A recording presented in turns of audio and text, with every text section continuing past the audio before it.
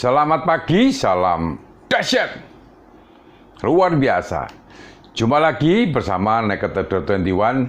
Saya Joko Cahyadi. Pagi kali ini, sahabat, saya ingin melanjutkan sharing saya mengenai topik psikologis trading ya, bagian yang kedua ya. Yang mana psikologis trading ini sangat penting dan hal yang harus diyakini oleh seorang trader agar bisa sukses. Baiklah sahabat trader, sebelum saya mengulas lebih jauh, lebih detail lagi, tentunya selalu izinkan saya untuk memberi salam, memberi hormat kepada sahabat-sahabat trader juga sahabat YouTuber di seluruh Nusantara. Mudah-mudahan pada kesempatan pagi kali ini, sahabat, Anda dalam kondisi berbahagia dan luar biasa.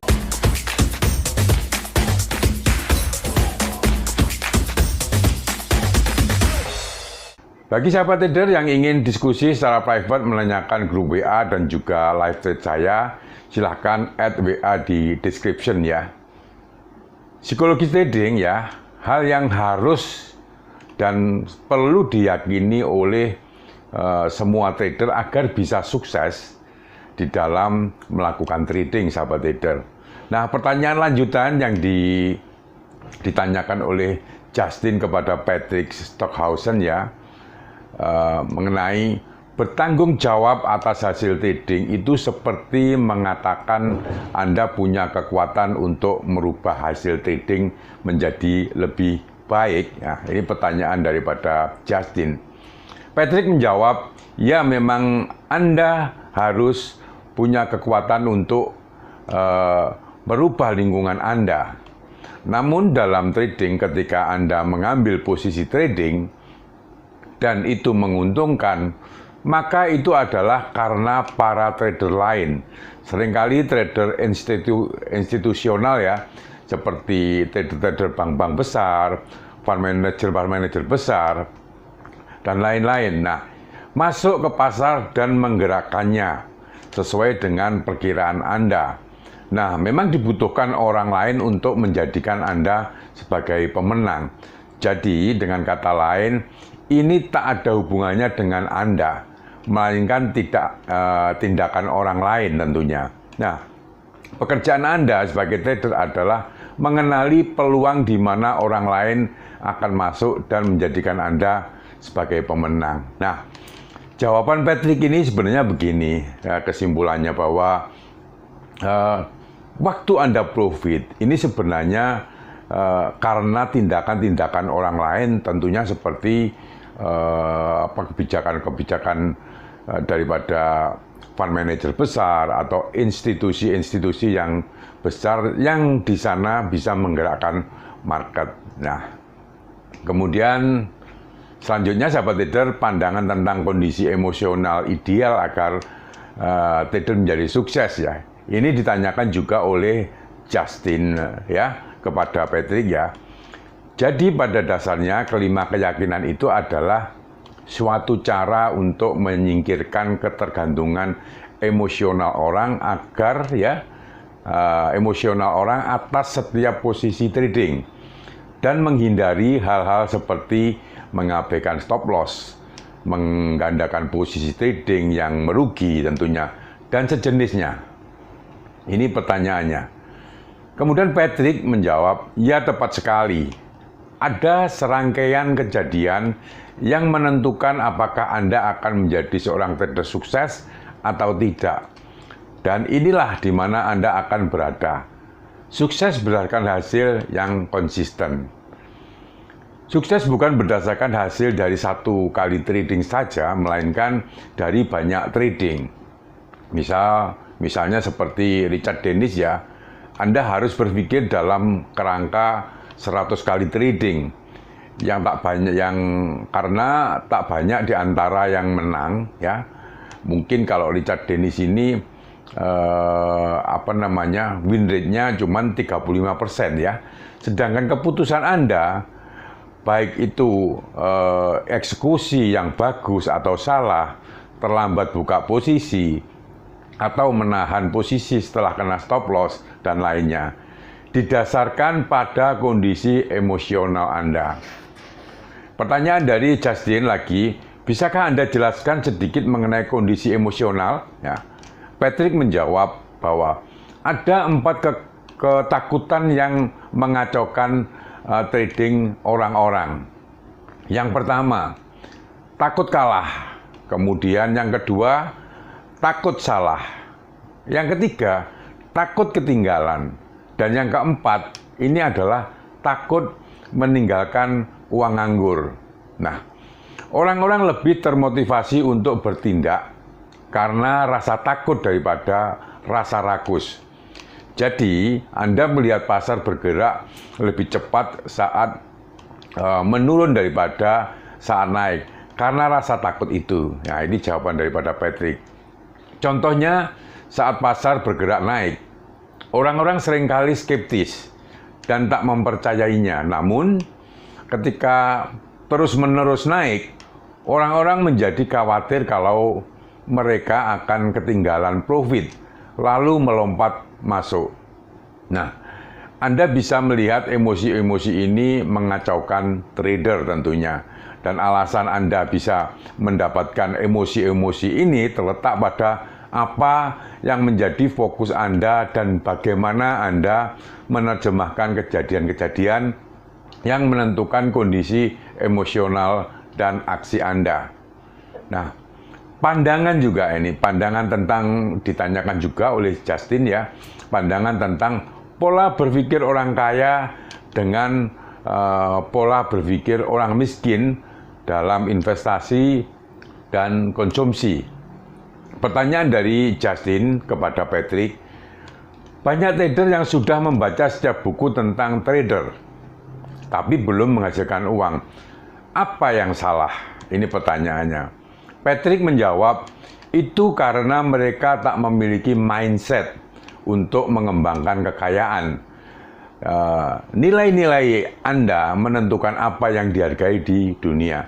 Jadi, Anda harus mementingkan menyimpan uang, sedangkan kebanyakan orang tidak melakukannya. Anda ya juga harus menghargai investasi dan mengembangkan kekayaan, serta memiliki beberapa alasan untuk melakukannya. Semakin besar alasan, semakin baik. Kebanyakan orang ini mementingkan konsumsi atau gaya hidup. Ini cara pandang orang-orang yang umum.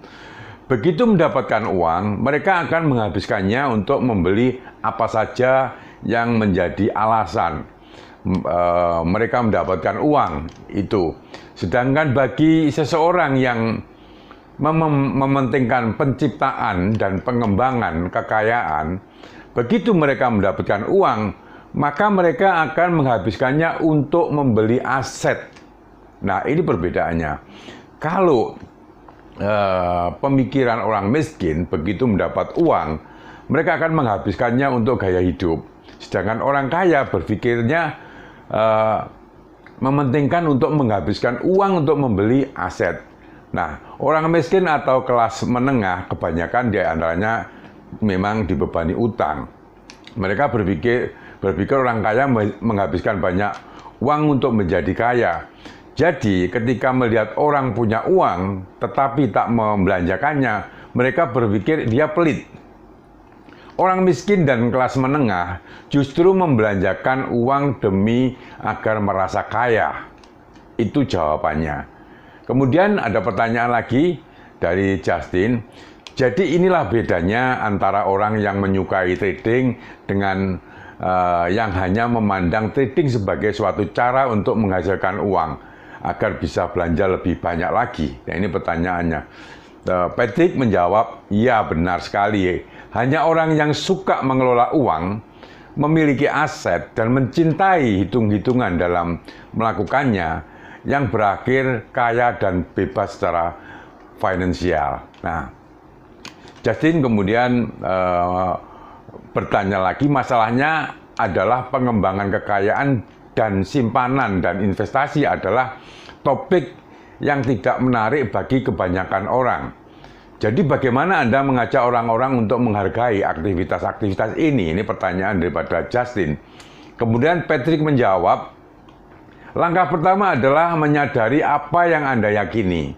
Ini, orang meyakini banyak hal seperti uang adalah akar semua kejahatan, atau bahwa orang kaya pasti sudah melakukan sesuatu yang buruk atau tidak jujur untuk menghasilkan uang dan sebagainya, ya. Langkah kedua, ya, tanyakan pada diri Anda, ya, pada Anda sendiri mengenai keyakinan Anda apakah itu benar atau tidak. Karena semua keyakinan bisa berguna atau tidak tergantung daripada konteksnya. Jadi, Anda perlu mengenai keyakinan apa yang mengekang Anda. Anda harus menyingkirkan keyakinan yang tidak mendukung dan menyukai hal yang mendukung saja. Jika Anda memiliki keyakinan negatif mengenai uang, ya, lalu Anda trading, itu berurusan dengan apa? Tentunya dengan uang, bukan? Nah, ini adalah jawaban daripada Patrick. Apabila Anda memiliki keyakinan seperti uang adalah akar semua kejahatan, maka Anda menyiapkan diri untuk tentunya loss atau kalah. Otak Anda tak ingin Anda menjadi jahat, maka Anda akan memandu Anda untuk membuat keputusan trading yang salah. Sehingga Anda akan terus mengikuti keyakinan bahwa uang itu pada dasarnya adalah kejahatan. Keyakinan menciptakan perilaku. Ini jawabannya, ya. Itulah mengapa sangat penting untuk mengenalinya. Salah satu alasan mengapa para trader dan manajer hedge fund top memiliki psikologi sendiri, ya, adalah karena mereka mengenai kalau psikologis termasuk salah satu keunggulan paling powerful yang bisa mereka miliki dalam trading. Secara mental, melatih aturan sistem trading dalam pikiran Anda berulang-ulang adalah sangat penting dalam membantu mengkondisikan pola pikir. Kemudian, diskusi selanjutnya, utamakan psikologis trading. Justin menanyakan sebagai penutup ini, ya, bagi seseorang yang trading untuk pertama kalinya, apa yang harus dilakukan? Patrick menjawab, biasanya orang-orang trading dengan mengikuti alur beri saya sebuah sistem trading. Kemudian mereka mengujinya, lalu baru mengenal namanya money management dan berakhir psikologis trading. Padahal akan butuh waktu sekitar 10 tahun bagi mereka untuk menguasai trading jika mereka melakukan dengan cara seperti di atas tadi.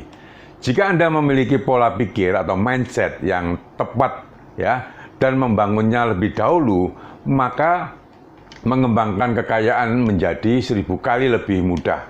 Jadi pastikan bahwa Anda adalah orang yang tepat untuk trading pada suatu sistem. Kerjakan psikologis Anda dulu, ubah faktor-faktor tadi, dan sisanya akan menjadi lebih mudah. Bagi sahabat trader yang belum subscribe, sahabat trader, silahkan subscribe dan tekan lonceng. Tentunya bila mana Anda menyukai topik-topik seputar dunia bisnis, investasi, dan perdagangan valuta asing. Terima kasih, selamat pagi, salam dahsyat, luar biasa.